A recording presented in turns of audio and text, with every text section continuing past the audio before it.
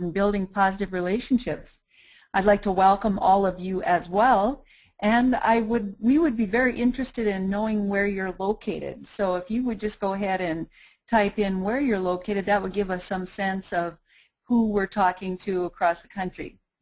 Building positive relations. In today's society, there seems to be what I call a missing X factor in relationships. And I think we're seeing that because there's a lot of things that we could react to in our society. So I maintain that it's a very simplistic approach to relationship building that you want to follow. And I know that in my life that has been the most positive way to build a relationship, is to keep it very, very simple. First of all, you're methodically planning on starting a relationship by becoming known. People need to know who you are, what you represent, what your values are. Smile. I'm going to really emphasize smiling in this webinar. There's far too few smiles in our society around about us. And if you must frown, because there are things that are negative in our worlds, of course, then try to do that in a more private way. But for the people that you encounter on a daily basis, really work on smiling. And I kind of identified it morning number 1, morning number 2, morning number 3. Every single morning we should try to start with that smile. It sets the tone. Dale Carnegie has said a very, very famous line from his How to Win Friends and Influence People. He has said the 3 C's are to be totally avoided. And that's being critical, unless you're paid to be a critic, and I emphasize paid. That's being a complainer, and for sure that is being someone who condemns another person's ideas, or even the person putting forth the idea before you even get a chance to know them. That'll cut off a relationship. So to criticize, condemn, or complain, I have equated it to just being plain cuckoo, and I've given you a little picture there to put in your mind's eye. It's also so important to praise appropriately. So the 3 C's are to be avoided, but praising appropriately is where we want to go with every building relationship.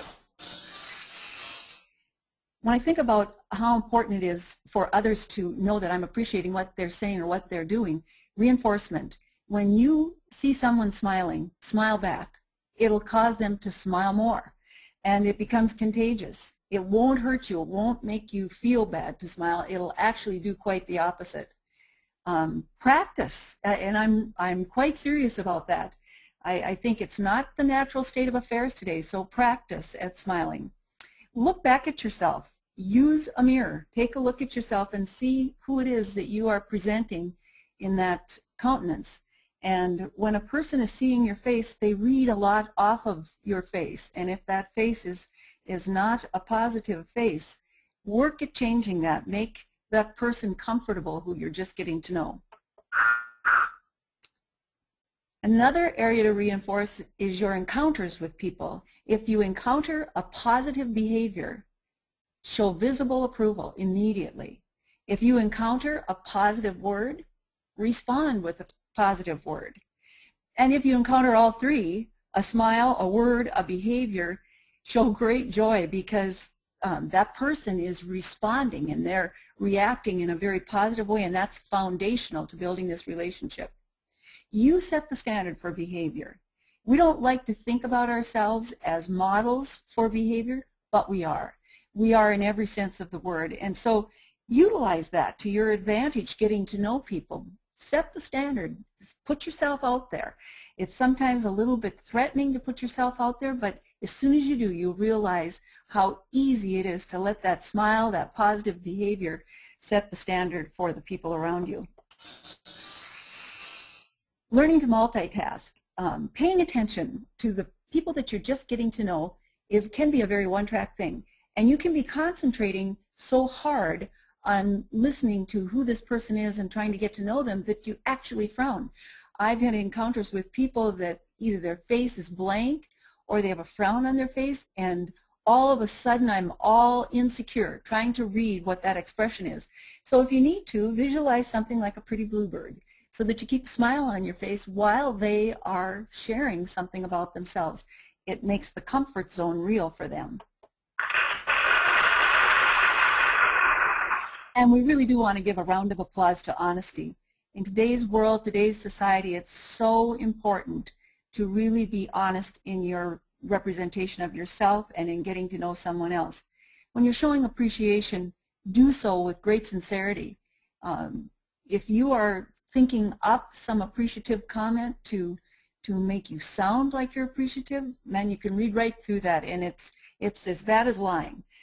Be really honest and sincere in your appreciation of others, and then that comes through. Just like a serene wood thrush out in a beautiful bed of flowers, it's a very transparent, very beautiful picture when you're letting honesty guide your appreciation of others and the way you present yourself. When you're really interested in other people, it shows. And when you are really interested in those people that you're getting to know, whether they're your peers, whether they're your maybe students in a classroom, whether they're elderly people that you're encountering, when you're really showing that interest, you grow as a person, but you also catch their engagement right away. Now, the opposite is also true. When you encounter humanness in people, and I call it humanness because we all have a number of little irritating characteristics that from time to time surface, and when we encounter that in another person that we're trying to build a relationship with, and we show that irritation, whether we're thinking we're covering it up or not, that comes through loud and clear. And so when you're building a positive relationship with another person, just get rid of the irritations with all the little human things that we have, and they'll sense security and want to build a relationship with you.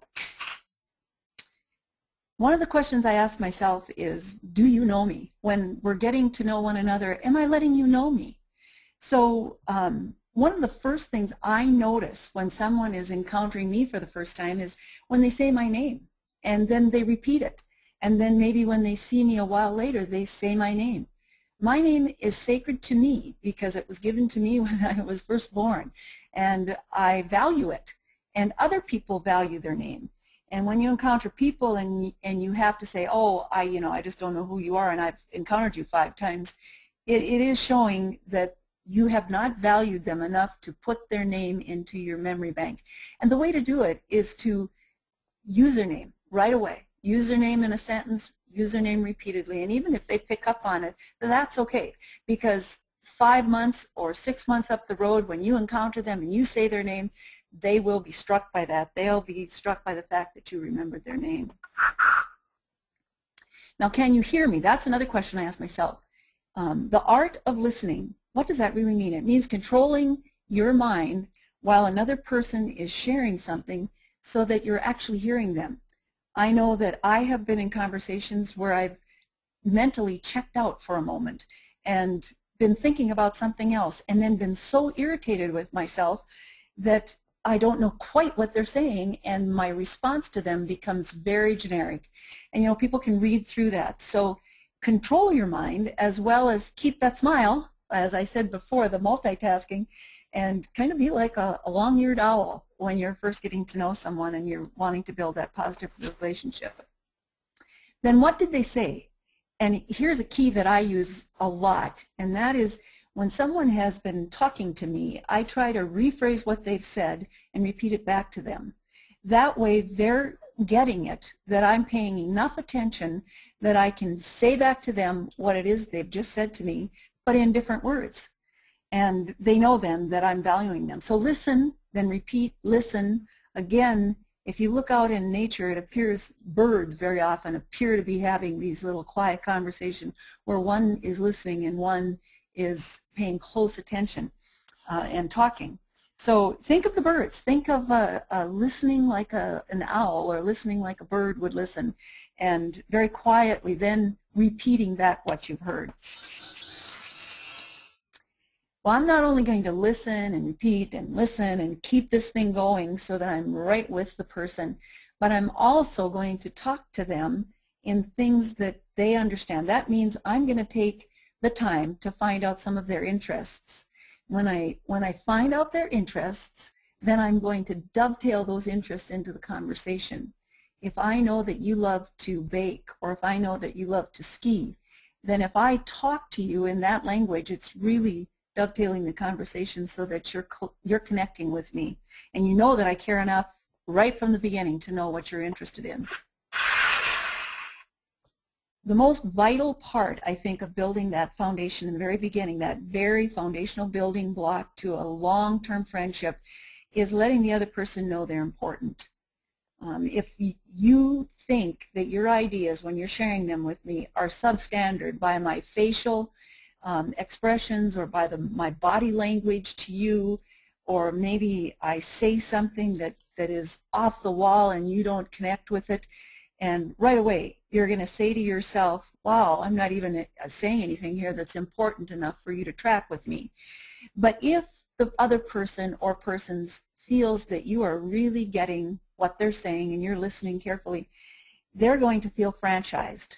They're going to strut. They're going to feel important right there because they're going to have the freedom to do that in your presence. And I think of pheasants when I think of this, allowing another person to become proud of their ideas and to know that they're so important to me that I'm giving them this freedom. Opinions. We get into a real touchy area sort of in the opinion world. We all have opinions, and we have opinions about just about everything.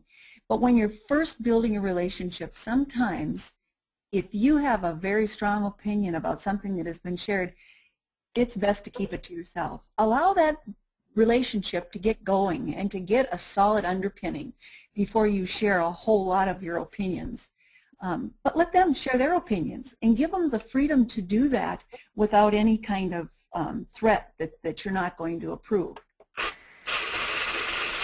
So before we really go to reviewing here what I've been talking about, I'd like to see if there are any questions that you might have at this point. Nobody has typed in any questions at this point, Patsy. Okay, thank you. And I will also ask you a question. Can you think of a time in your own experience when you have been critical, or when you have complained, or when you have maybe had more of a condemning spirit when you've been not wanting to have that, and what has it done to the, think in your mind, what has it done to the relationship? And has it cut off that flow of relationship before it even gets a chance to start? So you can raise your hand if you say that that has happened to you. So let's start reviewing about what we've talked about. Again, very simplistic. Building a positive relationship is not a difficult thing, but sometimes the most simple tenets are the most difficult to get your self around. And I would say that no criticizing, no complaining, no condemning, those 3 C's that Dale Carnegie clearly identified as real stoppers to relationship building, they need to be minded carefully. Smile. And that seems so simple, and it seems so redundant when I say it over and over again, but I really mean it. Sometimes we just need to stop and practice smiling, because there's everything imaginable out there not to smile about today. And we need to represent the fact that there's still room for smiles. Any behavior, any encounter, any word that is positive should be reinforced immediately. Don't let it pass you by and think, oh, I'll come back to that. Immediately reinforce a positive move. Let the other person know that you're genuinely interested, and as I say, you need to be very transparent. Be genuine in your sincere appreciation of what's being said. It'll be the foundational experience for that person or persons. They will gravitate toward you because you're transparent, you're honest in your presentation, and you're sincere. Remember to treat others just the way you would like to be treated. I don't like to be frowned at continually. I don't like to be treated with disrespect. I like to be franchised. And in that franchising, I feel freedom. And that's how the other person should feel. You may need to multitask a little bit while you're listening, while you're engaged with another person. You may need to force yourself to think about positive things so that you are smiling, because sometimes it's just not the natural state of affairs. But you do need to have an expression of acceptance when someone's sharing their very dearest interests for the beginning of the relationship. Because if you're not getting some sort of visual recognition back from the person, it makes you insecure. Honesty. There's nothing more honest or sincere than the face of a baby, and I know you've all encountered a small child and you can read them. Well, let your interest and your response, your interaction with other people be that pure. Let them know exactly who you are. Be honest in who you are, and it gives freedom to the beginning place of a relationship. That freedom can allow such creativity in the people around you that they can think outside the box because they feel free to do that. They're going to have the sense that you're not going to clamp down on them or tell them that their ideas are in any way substandard by either the look on your face or your body language or what you say. They're going to feel that freedom to just share their ideas and to build on that sharing and come up with some very innovative, creative ways of thinking. When you are building a relationship on these tenets of smiling, of freedom to be who you are, of honesty, transparency, you're building a relationship that's safe and secure. And I think the most enduring, long-lasting relationships in my life are the ones where I have felt safe, I've felt secure, I felt like I could just be me. I could share what my innermost thoughts were and know they wouldn't be criticized or condemned, or I wouldn't be later on complained about because I had that sense of franchise. Others will join in that building experience, and as I said, when you are transparent and honest in the way that you build your relationships, people gravitate toward that. You will have no problem finding people to have a relationship with because they'll gravitate toward you. They sense that freedom of spirit that you're allowing, and they share freely. They let their most inner thoughts come out because they feel like they're very safe in that environment. Knowing a name, you know, sometimes we don't think too much about that. We have our name. It's honestly sacred to us. It's a name that was given to us at birth. Well, think of the robin. That name, when you think of the robin, that name conjures up spring. That name conjures up good things to come. I always think of the robin as the early bird. Well, that's how a person's name is. When I think of a person's name, I get a picture. And that's the way it is with my name. When people think of my name, I expect them to have as I have represented myself in the most honest way.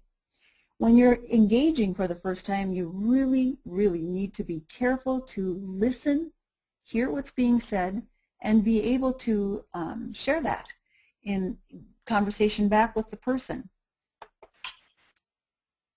And don't forget, when you're gaining the information about the person or persons that you're getting to know, that you dovetail your conversation around their interests, not around yours, although you share what your interests are so that you can be known by that person or persons.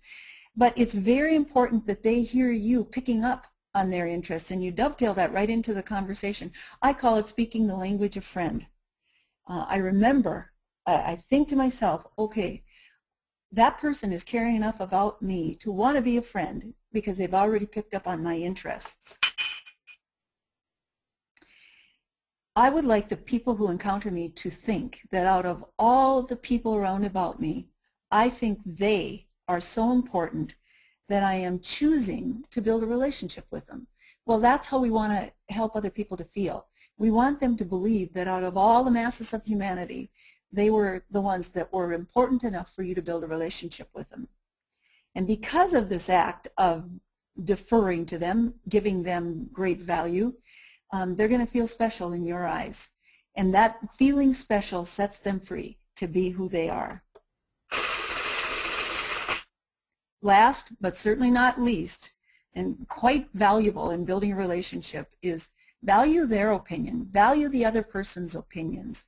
To start with, keep your opinions a little bit more to yourself until you sense how you can share some of your opinions. But don't let your opinions guide the day. Let your opinions hang back and let them share how they feel about various things. It'll help you to get to know them better. So now I would like to, before we close here, I'd like to have you share any other kinds of questions that you might have. if you have any questions at this point about anything in the webinar, we would like to answer those questions. I want to close by saying that there really isn't a missing X factor in building relationships. It's probably the most simple thing in the world to do to build a relationship with other people. And you can do it with 50 people at a time. If you're a speaker in front of a group, you can do it with one person one-on-one.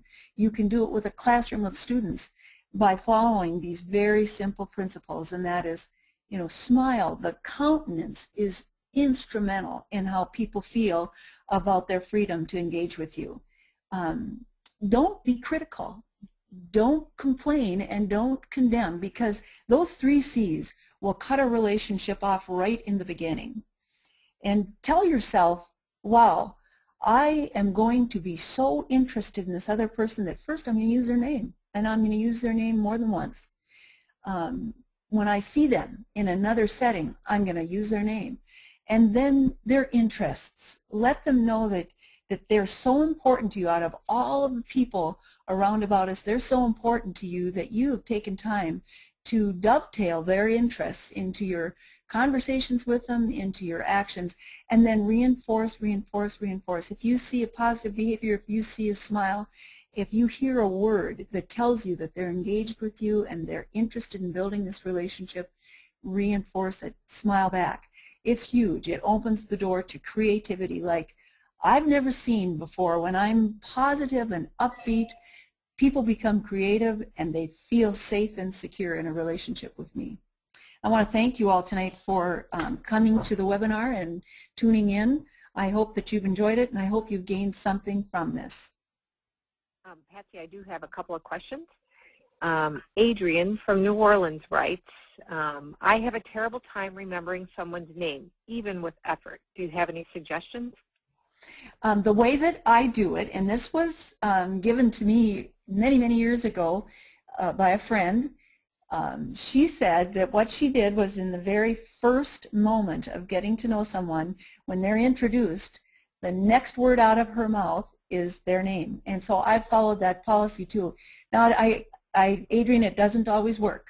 So I will say I've had challenges sometimes, but generally speaking, if I use their name in the very next sentence, I say their name back and then maybe ask them a question or repeat something that they've said to me, that cements it in my head. And then I do that 2 or 3 times. And they may click into that. I mean, they may know that that's exactly what you're doing. But honestly, inside, that makes them feel good, that you're taking the time to immediately practice that name of theirs because it's vital to them. Great, thank you. And then Catherine asks how to deal with people who constantly hog the conversation and make it all about them. That's a very good question. And the way that, and when I encounter people like that, that dominate a conversation and it becomes all about them, I try very politely to move the conversation either to another person or to something that is not about me but is about a third thing. Like, to give you an example, like if I'm engaging with someone, I'll use a classroom, for example, and I have a talkative student and a student who is very shy but wants to get into the conversation. I'll say something about subject matter and take the conversation off the student who's dominating. And that's true with my peers as well. If someone really carries the day on the conversation about themselves and then you want to bring someone in who's not talking at all, I sometimes just almost stop the conversation by saying, oh, and to the third person or the second person that's in the conversation, can you share with us what your thought is about whatever we're talking about? I hope that helps. It is a challenge. That's a very challenging thing because there are lots of folks who are past masters at being able to dominate a conversation, and there are 2 or 3 others that have great things to share but don't get a chance to share those things because they can't get in. Great, thank you. Did anybody else have any other questions for Patsy? Nobody else has sent anything in. As we close the webinar tonight, A survey is going to open up on your screen, guys, and you're going to be prompted to respond to a few evaluation questions. I'm going to ask you to take a moment to share your thoughts on the webinar tonight, and your feedback is going to help us shape future training events by webinar. If you have additional questions or comments whatsoever, please send an email to Karen Holmes at CAPA headquarters, and her email is kholmes, H-O-L-M-E-S, at kkg.org. And thank you again, Patsy, very much for taking the time and sharing with us tonight. Bye, everybody. Thank you to all of you. Yep. Good night. Good night.